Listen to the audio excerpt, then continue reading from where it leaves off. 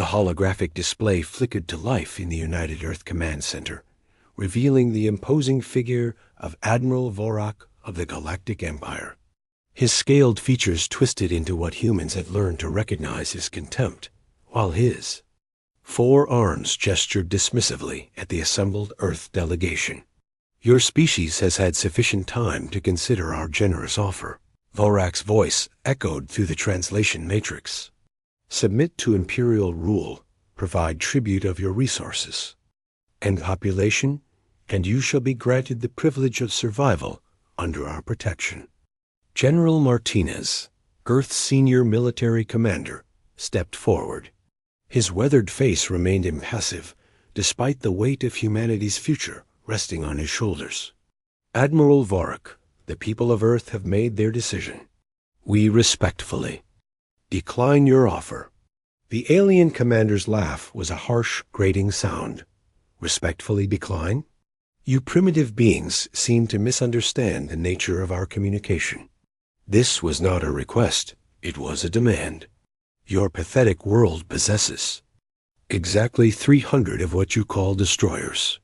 Our advanced scout force alone numbers in the thousands." Martinez felt the eyes of his staff upon him, each face reflecting the same mixture of determination and fear that had gripped humanity since first contact 3 months ago. The Empire had swept across the galaxy for millennia, absorbing or destroying every civilization in its path. No species had ever successfully resisted their might. "Nevertheless," Martinez replied steadily, "our answer remains unchanged. Earth will not yield." Vorak's expression shifted to something resembling amusement. "Then you have chosen extinction. Our main battle fleet will arrive in 72 of your hours. I suggest you spend that time preparing your population for processing. Perhaps we will find use for some of your kind as laborers in the outer colonies." The transmission ended, leaving the command center in tense silence. Martinez turned to his assembled officers, representatives of every nation that had once stood divided but now united in the face of annihilation. "Ladies and gentlemen," he began, "we knew this moment would come. Our fleets are in position. Our planetary defenses are online. Every man, woman, and child on Earth knows what we face." Colonel Thompson, head of Earth's Space Defense Forces, cleared his throat. "Sir, with respect, their numbers are overwhelming. Even with our recent technological advances, we're looking at 1,000 to 1 disadvantage. Then we'll make every shot count," Martinez replied grimly. "We didn't come this far as a species by backing down from impossible odds." The next 72 hours passed in a blur of final preparations. Across Earth's orbital defense platforms, crews worked around the clock. In the shipyards of Luna, the last of humanity's hastily constructed vessels received their final upgrades. On the surface below, citizens gathered in shelters, their faces reflecting the same quiet determination that had carried their ancestors through countless wars and disasters. When the Imperial fleet finally emerged from hyperspace, it was exactly as promised, a vast armada that blotted out the stars. Thousands of vessels ranging from massive dreadnoughts to sleek fighters arranged themselves in perfect formation, their weapons already charging for the inevitable bombardment. Admiral Vorak opened communications one final time.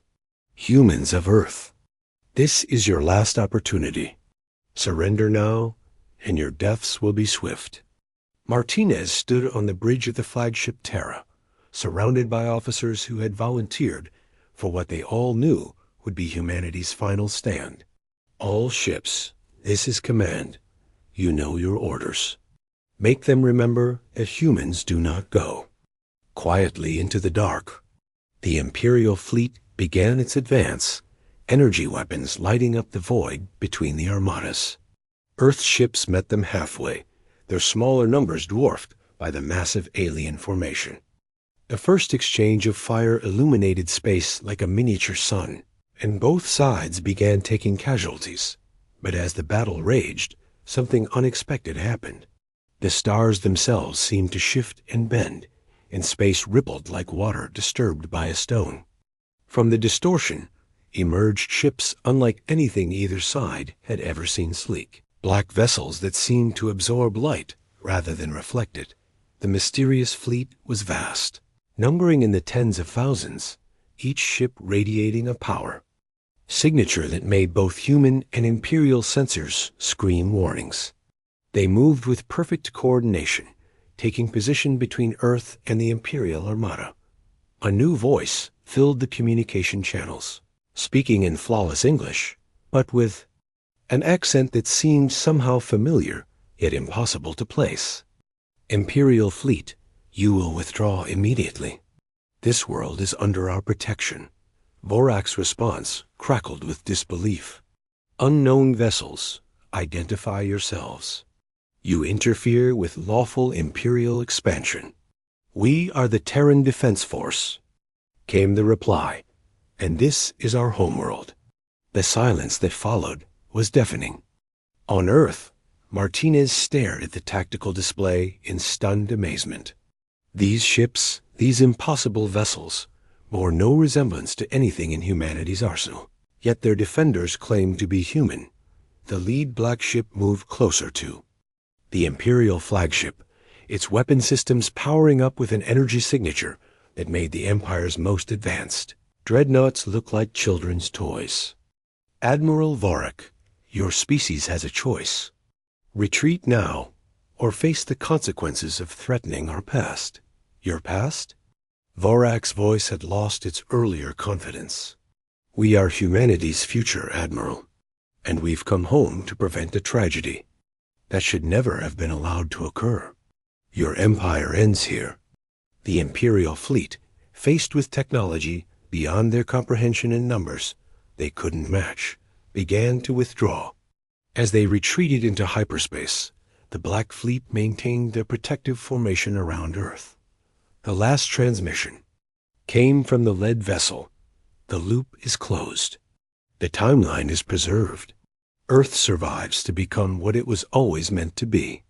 As the mysterious ships faded back into whatever dimension they had emerged from, Martinez realized humanity's greatest victory had come not from their courage in the face of impossible odds, but from the knowledge that somehow, someway, they had already won.